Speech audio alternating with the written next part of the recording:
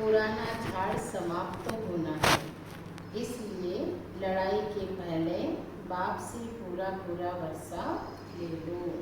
प्रश्न, बाबा को माताओं का संगठन चाहिए, लेकिन उस संगठन की विशेषता क्या हो? उत्तर है, ऐसा संगठन हो जो देही अभिमानी रहने का पूरा पुरुषार्थ करे, जिन्हें पक्का नशा हो कि हमें पावन दुनिया बनानी है, पतित नहीं बनना है, नष्ट मोहा ग्रुप हो तब कोई कमाल करके दिखाए, किसी में भी रग नहीं होनी चाहिए, मोह की रग बहुत नुकसान कर देती है। बाबा कहते हैं घर गृहस्थी निभाना अच्छी बात है, लेकिन मोह की रग बाबा कहते नहीं होनी चाहिए। नहीं तो दिन भर घर में फंसे रहे, सेवा कुछ ना करे तो भाग्य तो कुछ बनेगा ही नहीं, है ना। अगर सेवा मतलब दिन भर परिवार में फंसे रहे व्यक्ति सेवा न करे सेंटर पे बाबा की की तो उसका भाग्य कुछ नहीं बनेगा। मोह में पड़े रहे, धन संपदा, परिवार तो भाग्य नहीं बनेगा ना। इसलिए बाबा ने आज कहा माताओं को कि मुझे ऐसा संगठन चाहिए जिन्हें पक्का नशा हो कि हमें तो पावन बनना है, पावन दुनिया बनानी है और पतित नहीं बनना है। तो बाबा कहते नष्ट मोहा ग्रुप हो, ऐसा नहीं कि बहुत ज़्यादा मोह हो तो ग्रुप में तो शामिल हो गए, लेकिन जब सेवा की बारी आई, सेवा करवा रहे हैं, कुछ प्रोग्राम में सेवा है तो उसमें हाजिरी नहीं गए, तो फिर उस ग्रुप का मेंबर उसे नहीं कहेंगे ना। तो बाबा कहते नष्ट मोह माताएं हो जो उस ग्रुप में कि जो कोई भी सेवा उस ग्रुप को कोई भी सेवा दे, वो सब माताएं वो सारी सेवा निपटा लें, ऐसा। तो बाबा कहते उसके लिए मोह छोड़ना पड़ता है।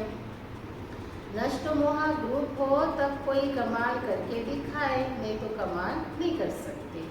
किसी में भी रग नहीं होनी चाहिए, मोह की रग बहुत नुकसान करा देती है, क्योंकि वो आत्मा अलग जाएंगी, अपन अलग जाएंगे। वो कहा जन्म लेगी, अपन कहा एक साथ है तो उसमें मोह, मेरा परिवार, मेरा बच्चा, मेरी बेटी, मेरा बेटा, मेरा नाती पोती, ऐसे करके मोह जाता है। लेकिन उसमें से भी कोई अपना नहीं है, एक जन्म बस पाठ बजाने के लिए एक साथ आए हैं, बस बाबा ही अपना है, बाकी तो सब आत्मा भाई है ना। इसलिए बाबा कहते मोह की रग बहुत नुकसान करा देगी। बताओ अगर कोई परिवार का मुखिया होता है, वो परिवार के लिए करता है, दिन रात उसी के लिए बंधा रहता है, वो शरीर छोड़ के जाता है तो क्या करते हैं? कुछ देते हैं उसके साथ? नहीं। कोई पाप हो जाता है परिवार की खातिर का काम करते, बिजनेस संभालते समय कोई पाप करता है, कुछ हो जाता है, उसको उस पाप को कौन भुगतेगा? परिवार कि वो? परिवार भुगतेगा?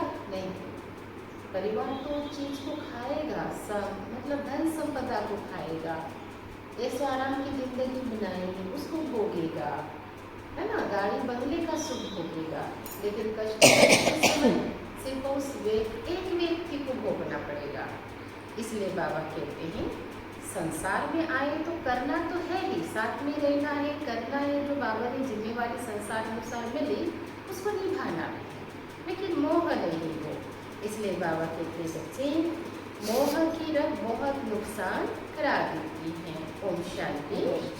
मीठे मीठे बच्चे यह जानते हैं कि मीठा बाबा हमको स्वर्गवासी बनाने आए हैं, यह बच्चों की बुद्धि में है।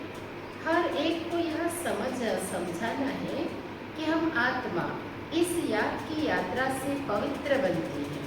कितना सहज उपाय है, सिर्फ बाप को याद करना है। बच्चे जानते हैं कि बाप एक सेकंड में मुक्ति, जीवन मुक्ति का वर्षा देते हैं। अब सब जीवन बंधन में है ना, रावण राज्य में बंधन में है, यह बात बाप जानते हैं और बच्चे जानते हैं, और न जाने कोई। तुम बच्चों को निश्चय है कि यह बेहद का बाप हमको याद करते हैं तो अंदर में बहुत खुशी होनी चाहिए। आत्मा को जिस बाप को आधा कल्प याद किया करते थे, वह बाप मिला। दुख में बाप को सिमरन करते रहते हैं। तुम भी सिमरन करते थे, अभी तुम दुखी होकर सिमरन नहीं करते हो। बाबा को याद करते हम, सिमरन नहीं करते, और प्यार से याद करते हैं, मांगने की भावना से दुखी होकर नहीं करते हैं। कितना फर्क है भक्ति मार्ग में, अज्ञान मार्ग में, ज्ञान मार्ग में। जिसको सारी दुनिया सिमरन करती है वह बाप आया हुआ है, यह तुम जानते हो। बाबा ने बार बार समझाया है।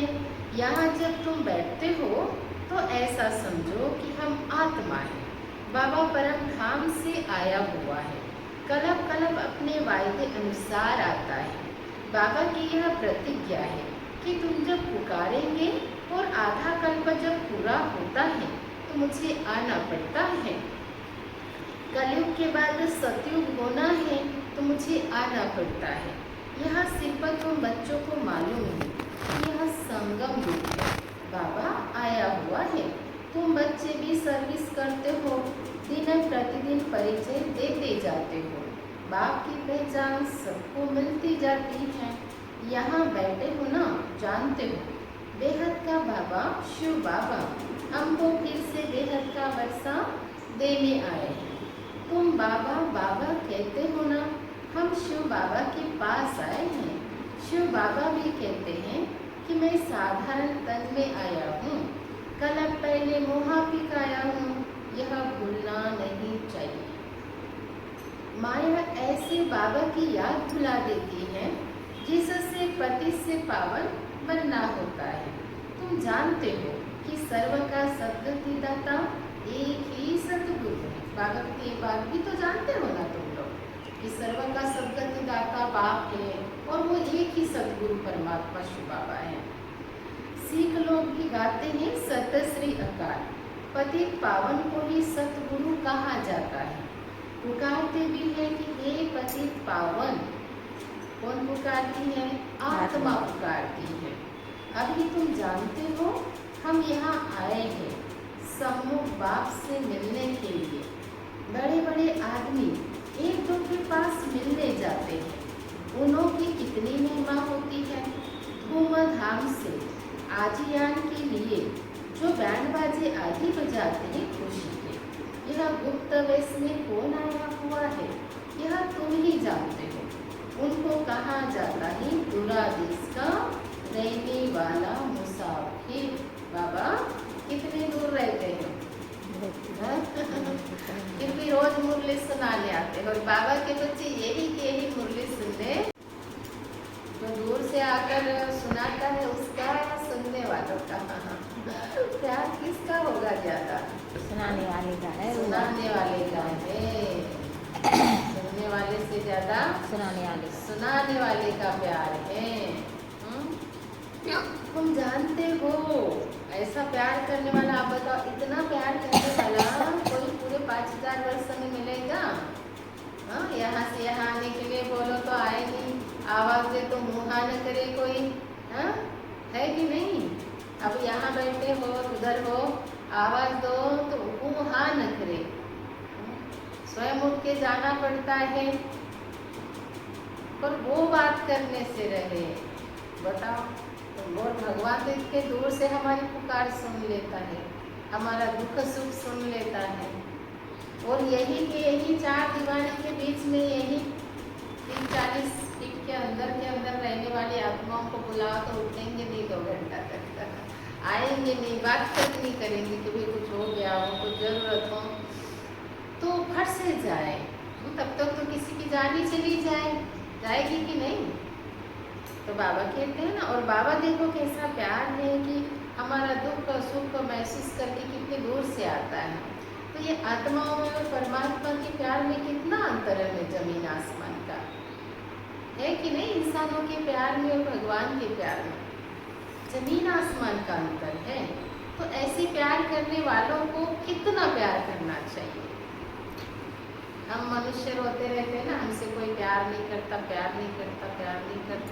हमको कोई पूछते नहीं, हमको कोई पूछते नहीं, हमारी कोई केयर नहीं करते, हमारा कोई ध्यान नहीं देते। ऐसा मनुष्य जो होता है तो वो हमेशा हर कोई रोना रोता है इस बात का, हर कोई की होती बात।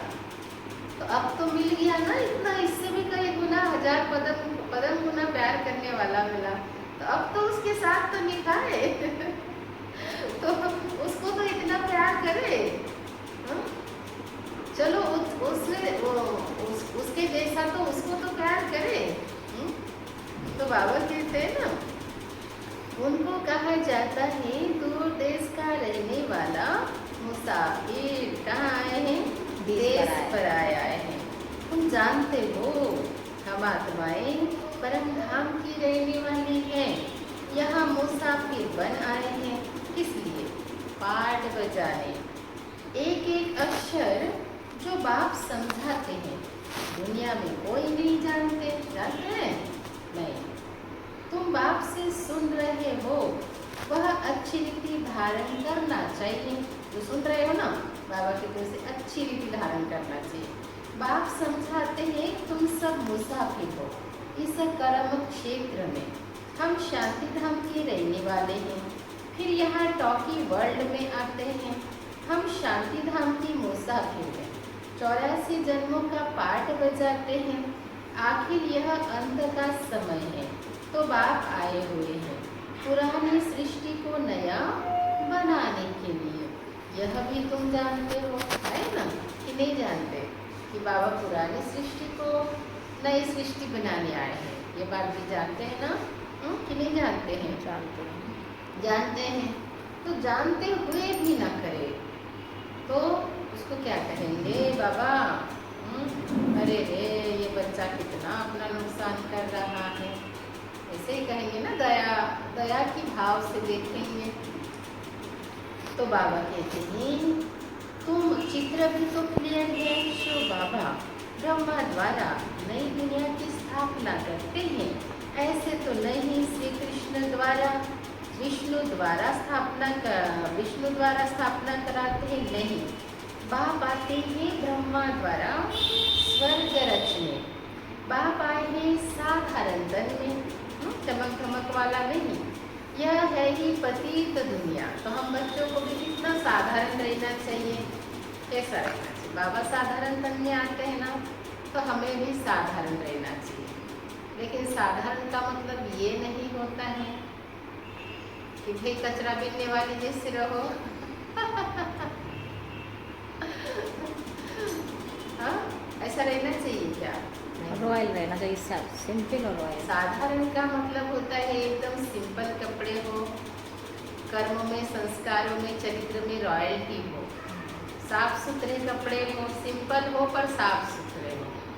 हाँ, पानी से पीला पड़ जाता है, वाइट कलर एक अलग होता है, लेकिन इसमें काले पीले हो जाए वो कपड़े, एकदम दाग धब्बे भयानक हो जाए, मस्सा ही मस्सा दिखे उसमें काले ही, हाँ, ऐसा भी नहीं हो, है ना?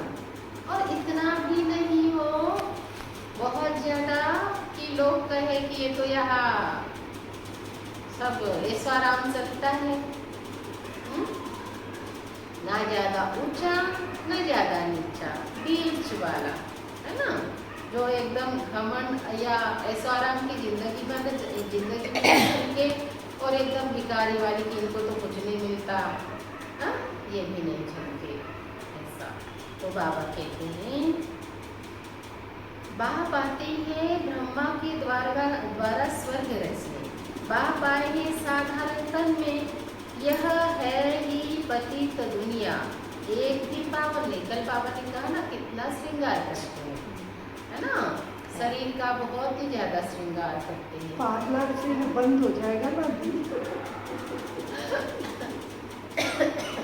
तो पार्लर पालते हो। बाबा के बच्चे कितने हैं? 9 लाख, 33 करोड़ है जो ज्ञान को समझे। बाकी और कितने करोड़ बचे हैं? तो वो जाएंगे ना पार्लर जाने के लिए, बाकी करोड़ तो बचे हैं। 100 करोड़ और बचे हुए हैं ना 33 के बाद।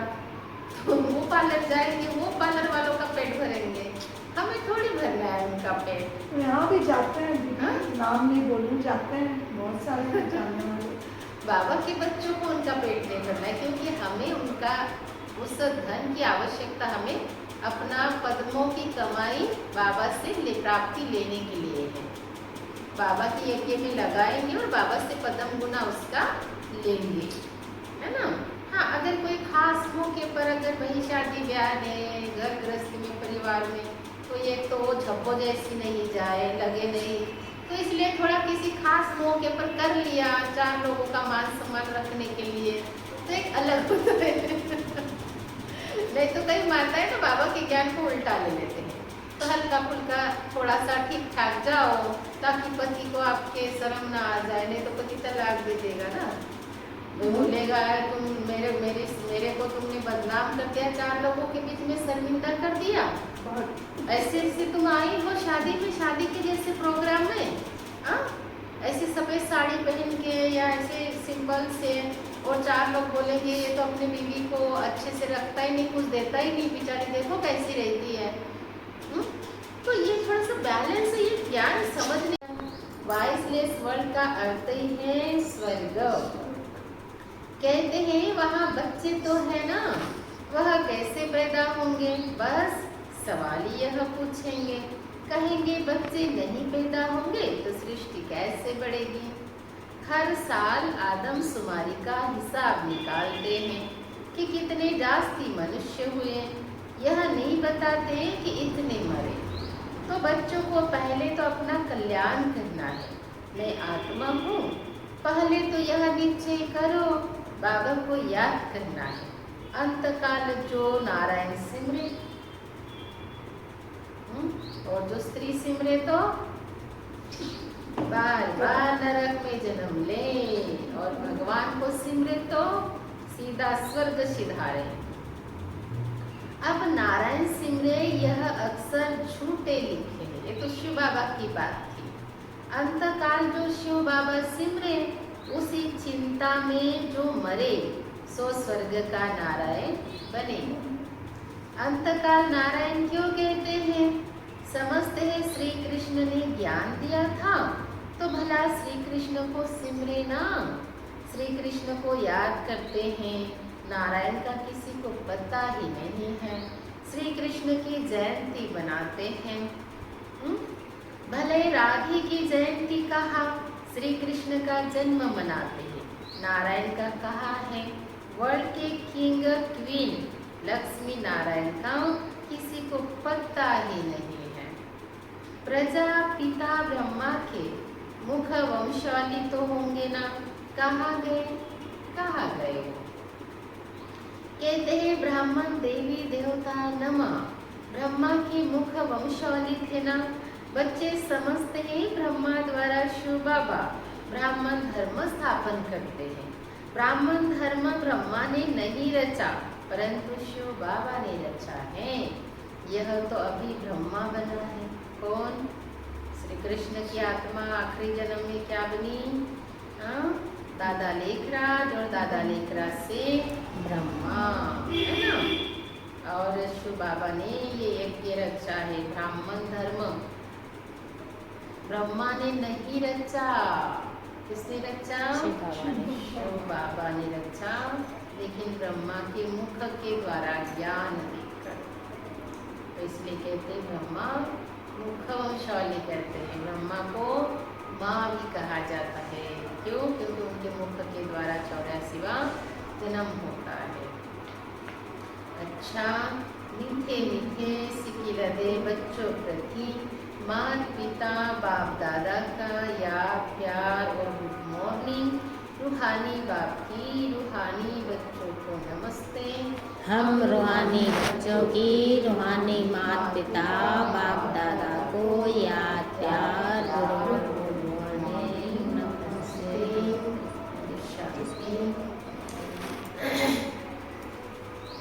पहली धारणा की पॉइंट है, इस पुराने शरीर में रहते पढ़ाई पढ़कर 21 जन्मों के लिए कमाई करनी है। कितने जन्म के लिए? 21 जन्म के लिए, है ना।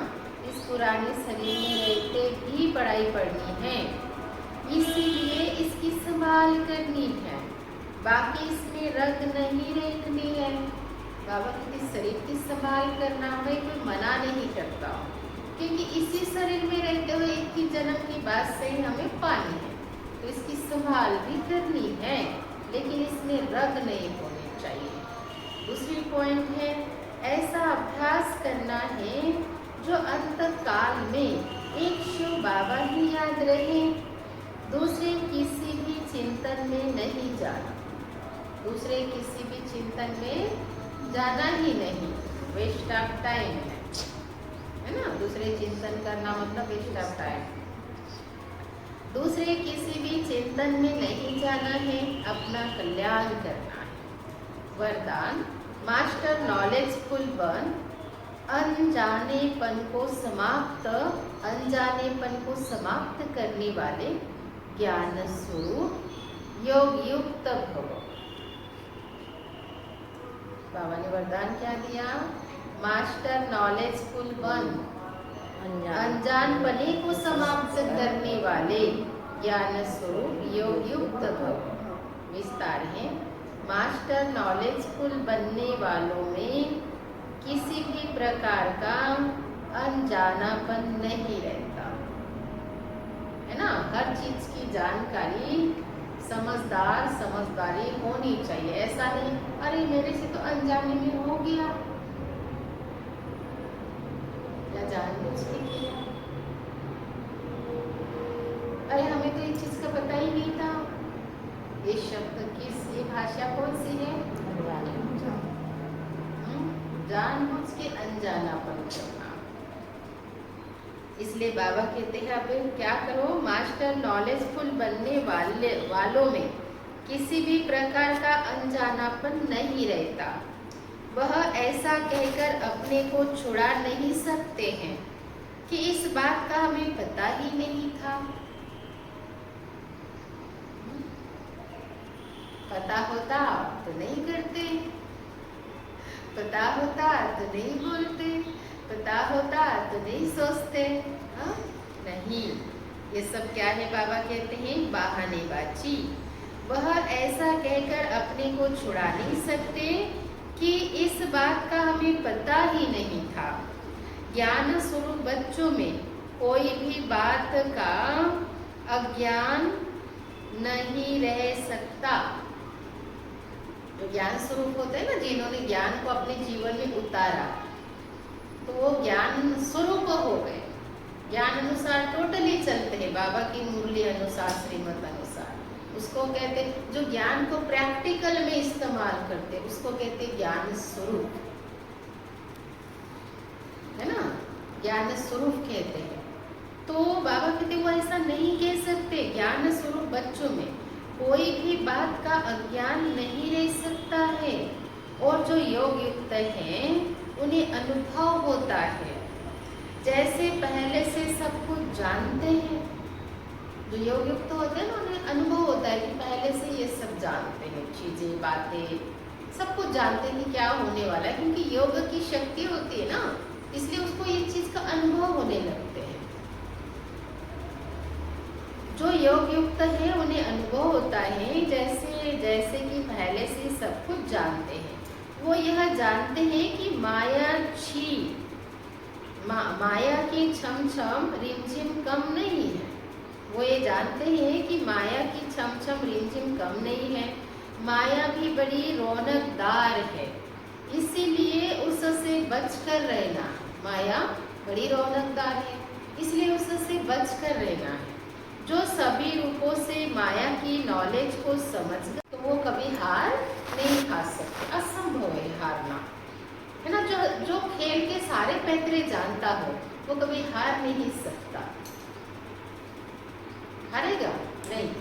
जो हराने के सारे पैतरे जानते हो, अगले अपोजिट व्यक्ति के, जो उसके अपोजिट खड़ा है ना, उसके सारे पैतरे जानता हो, उनकी शक्ति जानता हो, उनकी कमी जानता हो, उनकी विशेषता जानता हो, उनकी कला जानता हो, तो वो कभी उससे हार नहीं सकता। तो माया भी क्या है? शत्रु है। उन्हें भी हमें ज्ञान स्वरूप बनकर उनके हर एक पैतरे को समझना है। कभी हमारी हार नहीं होगी, नहीं तो हार तो होगी। होगी कि नहीं होगी? हार होगी। तो बाबा कहते हैं जो सभी माया भी बड़ी रौनकदार है, इसलिए उससे बचकर रहना है। जो सभी रूपों से माया की नॉलेज को समझ गए, उनके लिए हार खाना असंभव है। स्लोगन, जो सदा प्रसन्नचित है, जो सदा प्रसन्नचित है वह कभी प्रश्नचित नहीं हो सकता। वो कभी प्रश्नचित, जो हमेशा खुश रहते